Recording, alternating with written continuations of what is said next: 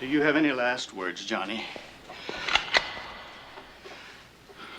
Well said. I love a good slapstick comedy, and I love a good gangster film, and this one's both.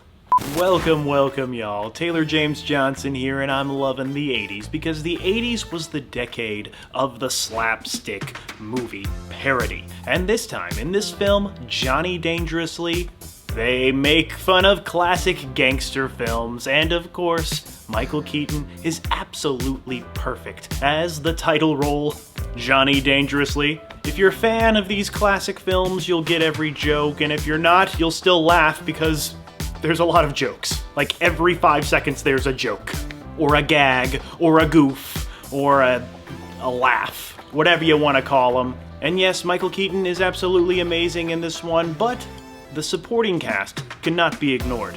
So if you like a good gangsta flick, if you like a good laugh, if you like a good Michael Keaton comedic performance, Johnny Dangerously has it all. 1984. It's one of the best years ever. Now what did I tell all you neighborhood people? Around here, you're Johnny Kelly, not the notorious gangster Johnny Dangerously. This is a gangster comedy in the vein of Airplane. You've gotten to be like a daughter to me, and I want to share something with you. Oh, what's that, Mom Kelly? I go both ways. And it's probably a movie a lot of younger viewers won't really get because it satirizes a kind of film that they probably just didn't grow up watching. James Cagney gangster movies from the 30s and 40s.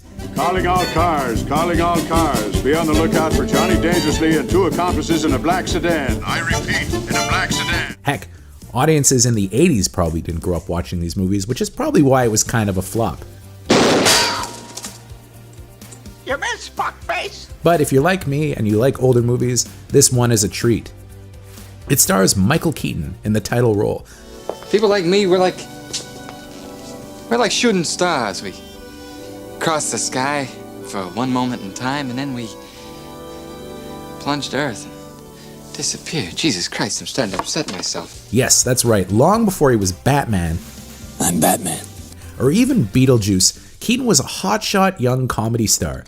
He killed in a showy supporting role in the Ron Howard movie Night Shift. Hey, yo, right here! Right here, buddy! Hey, look at this! We got teenage girls! The place is full of broads in here! Which in turn landed him the lead in the comedy classic Mr. Mom. My brain is like oatmeal. I yelled at Kenny today for coloring outside the lines. Which was actually one of the biggest movies of 1983. Johnny Dangerously was his follow-up, and it was written by a couple of old-time comedy writers, but had a very unusual choice for a director, Amy Heckerling. Learn it, know it, live it. Well, at the time, she was one of the few female directors in the business. She was just coming off of Fast Times at Ridgemont High, which was one of the hippest films of the 80s. I like that. That's nice. Mr. Hand, will I pass this class? Gee, Mr. Spicoli, I don't know. This was part of a brief try by her to become a comedy director for hire.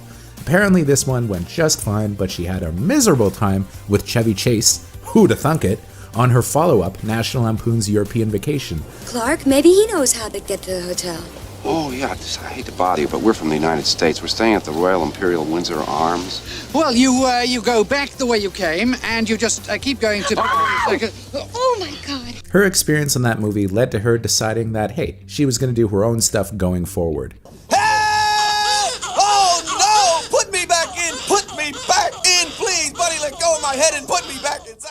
Before we continue with our video, here's a reminder to click the Store tab on any of our Joe Blow channels and browse our collection of the latest and freshest designs in our merch store. Go get you some. But back to Johnny Dangerously. Keaton is perfectly cast as a good-hearted gangster during the Depression named Johnny Kelly, aka Johnny Dangerously. He works as a gangster to pay for his mother's never-ending series of operations and to put his kid brother through school. Well, maybe if you wouldn't drink so much, the whole thing would clear up, Ma. He never has to do anything particularly bloodthirsty, as he works for a good-hearted older crook named Jocko Dundee, played by the great Peter Boyle. No more nodding!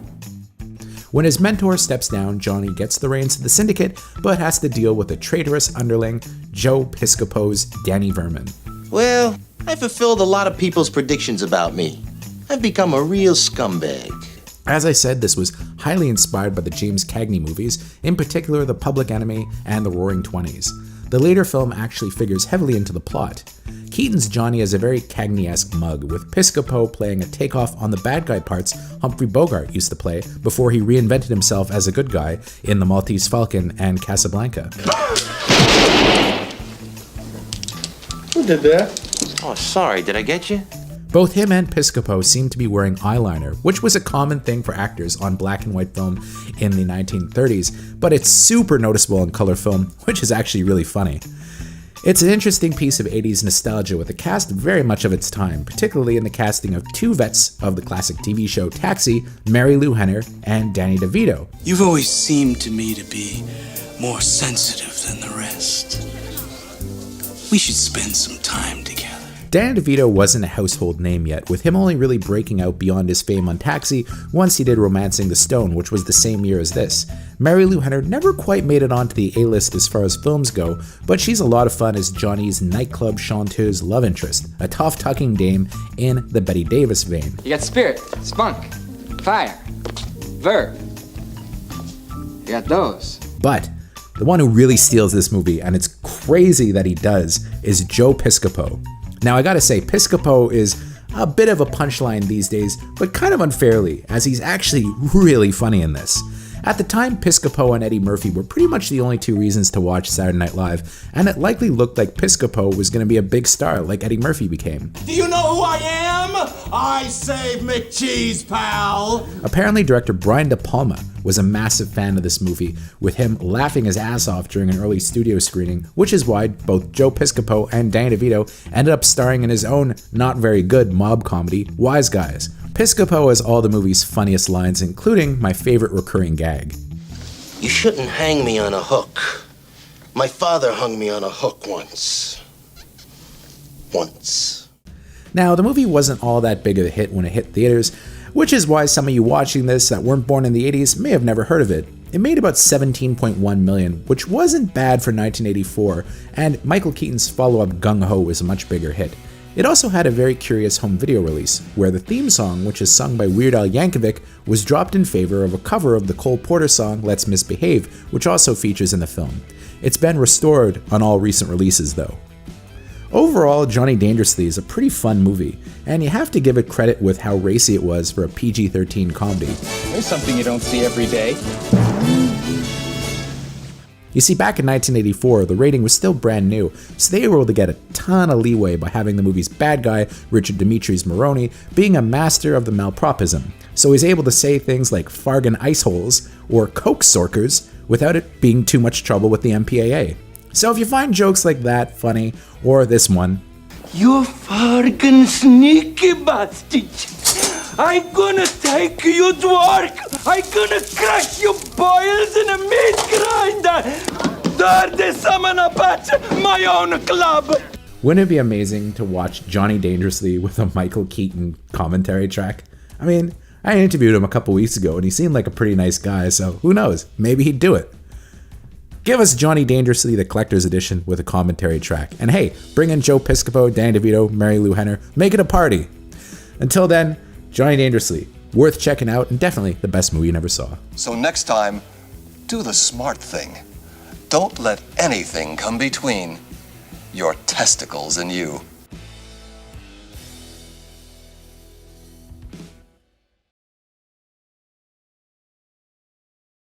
Thank you for clicking on our video, everybody. If you like what you saw here, please make sure you like the video and subscribe and share with your friends who like this sort of content. Joe Blow was created by movie fans for movie fans, and we appreciate your support.